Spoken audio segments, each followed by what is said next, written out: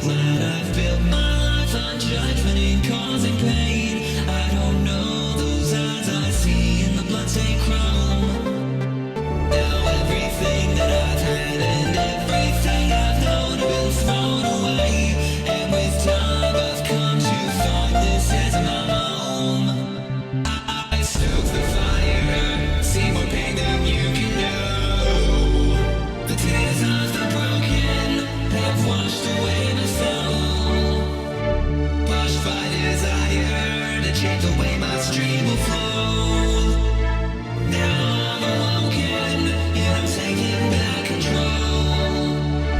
I try my best to block out the screams, but they're haunting me in my dreams. They break my shackles, I wanted to stop. Salut à tous et bienvenue dans le premier épisode de la saison 2 du TOG. Aujourd'hui je vais vous parler de mythologie. Et en fait, principalement plutôt de créatures mythologiques qui sont descendues d'une seule et même créature. Cette créature, c'est le cheval. Alors le sujet de cette vidéo a été pensé bien avant certains événements récents. Donc toi qui es en train de rigoler par rapport à certaines choses qui sont passées il y a peu, certaines choses que tu as découvertes il y a peu, sache que c'était pas prévu, hein, c'était pas prévu. Bref. Toujours est-il que la créature mythologique la plus réputée par rapport au cheval, qui a été enfantée en tout cas par le cheval, est, sans conteste, la licorne. La licorne, on pense tous que ça vient du latin unicornis, mais c'est pas le cas. Il y a un auteur roumain qui a imposé le nom de licorne dans sa langue, hein, dans la langue roumaine, qui c'était un instant, je vérifie, parce que j'ai fait une bêtise. Alors l'auteur roumain s'appelait Dimitri Cantemir et il a imposé ce nom de licorne dans l'histoire hiéroglyphique. Histoire hiéroglyphique avec les hiéroglyphes, hein, voilà. Et il définissait la licorne en roumain comme Inorog. Je trouve le nom hyper badass, hein, franchement, Inorog, tu vois, c'est un truc à la Seigneur des Anneaux, hein, comme le Balrog par exemple. Bref, donc de manière mythologique, je vous présente pas trop la licorne, hein, c'est un cheval blanc avec une corne torsadée sur le front avec un rayé de noir. Elle est un symbole de pureté, elle inspire souvent un symbole de pureté, mais aussi de justice. On l'associe souvent à un symbole de justice, dans le sens où, incarnant la pureté même, elle va chasser l'impur et le pourfendre de sa corne. Certaines versions disent ça, donc c'était à l'époque du Moyen-Âge. D'ailleurs, à l'époque du Moyen-Âge, les moines copistes, on retrouve des écrits là-dessus, que Jeanne d'Arc aurait été, d'après eux, une réincarnation de la licorne. Ok, pourquoi pas.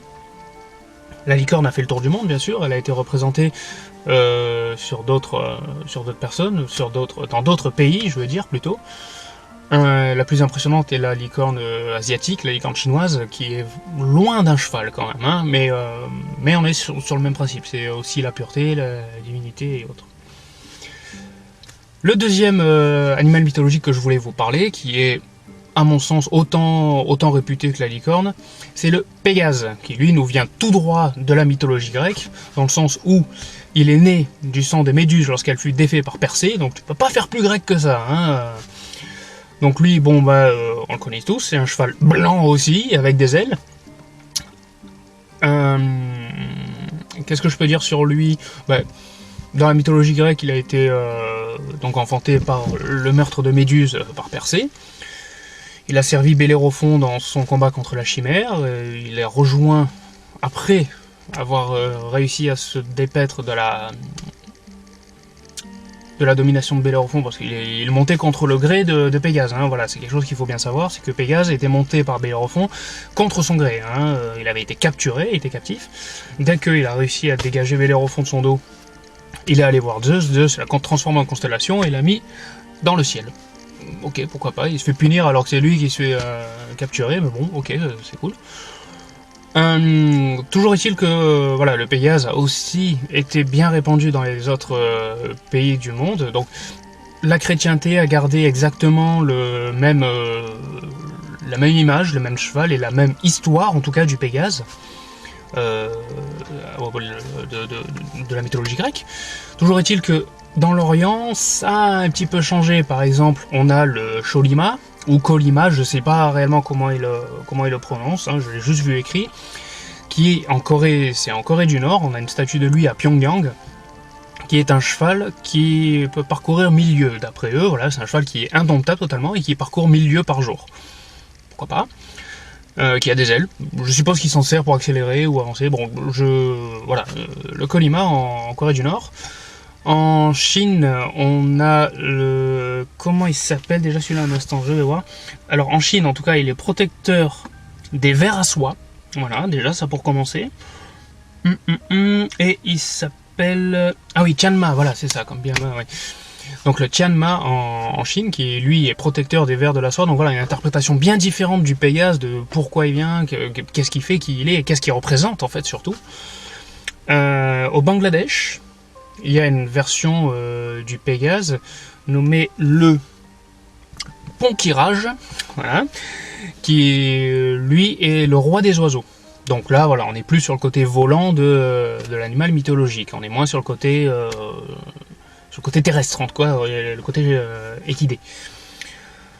Bon, forcément, le cheval a enfanté encore plus, beaucoup plus de mythologie, d'animaux fantastiques dans l'esprit des hommes.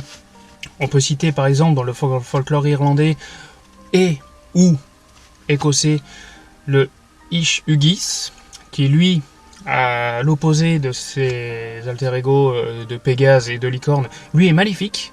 C'est un esprit maléfique des lochs et des mers, parce que d'ailleurs le cheval est très lié à la mer. C'est complètement débile dans le sens où un cheval ne nage pas et ne va jamais dans l'eau, mais bon, il est beaucoup de cultures le lient à la mer. Je sais pas compris pourquoi. Peut-être le mouvement qui fait quand tu es dessus. Bon, bref. Toujours que le Ish-Ugis, qui vient donc, enfin qui est créé, qui est mythologiquement parlant créé par les Irlandais et les Écossais. Lui est un esprit maléfique, donc des lochs et des mers, il fait en sorte que les gens montent sur son dos, et puis il va dans la flotte et il les noie. Bon, voilà, c'est une passion comme une autre, hein, il n'y a pas de saut métier, j'ai envie de dire. On a ça, les mythologies scandinaves que j'apprécie énormément ont créé ont utilisé beaucoup le cheval. Bah, c'était un peuple guerrier déjà à la base, les Vikings, hein. Bon, certes c'était les marins, mais ils avaient quand même des guerriers montés. Et on ne nomme plus, je pense pas vous le faire découvrir, le Sleipnir, le cheval octopode d'Odin, donc à 8 pattes, qui peut, oui, octopode 8 pattes, hein, voilà, qui peut qui peut galoper sur la terre, les mers et les airs, et aussi par essence grimper sur le Bifrost, le pont qui mène au Valhalla. Il a été enfanté donc par Loki, faut pas l'oublier, il a été enfanté par Loki, voilà. Et deux que j'ai découvert il y a peu et que je me disais ah ça y est enfin je sais qui ils sont et tout. Arvak et Alsvid. Ou Alsvid, je crois que c'est ça. Un instant, je regarde, je vérifie. Octopode, Sleipnir, je sais pas Rodin. Et Arvak et Alsvid, voilà c'est bien ça, c'était sur Alsvid que j'avais plus. Eux ce sont les deux chevaux qui tirent le char de la déesse Sol dans la mythologie scandinave, hein, on est toujours sur le même truc. Et donc ils parcourent le ciel tous les jours, d'un point A à un point B, et leur crin émet la lumière du jour.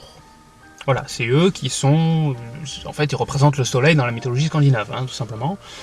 Et ils sont poursuivis par un loup qui veut les dévorer, afin d'arrêter le soleil, je suppose, pour le grand Ragnarok. Donc là voilà, vous savez à peu près tous les chevaux que j'ai bien aimés, toute la mythologie qui tourne un peu, qui a tourné autour, ça c'est beaucoup répandu dans tout le monde, il y a vraiment des versions différentes de créatures équines en fait, parce que ça descend tous du cheval, mais sous diverses interprétations. Et écoutez, vous savez,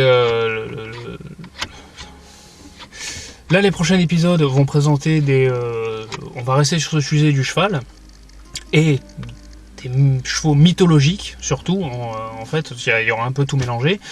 Et ben, ça va reprendre justement. Le prochain sera, je vais vous présenter 2 dessins animés qui vont parler licorne, Pégase et chevaux classiques en premier lieu. Puis après, ce sera uniquement des licornes dans le deuxième.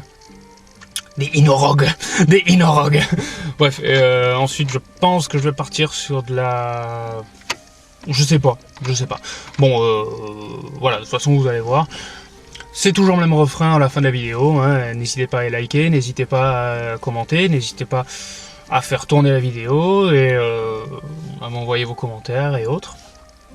Et là vous voyez, cette fois-ci la voiture elle est statique parce que disons que le trépied dans la bagnole et avec le bruit du moteur, c'est assez ingérable hein, en montage. D'ailleurs je sais pas si l'interlude vous l'avez vu ou pas, toujours est-il que je trouve que c'est foireux le son hein, donc là du coup voilà, là vous savez tout sur les équidés, vous savez tout sur la mythologie.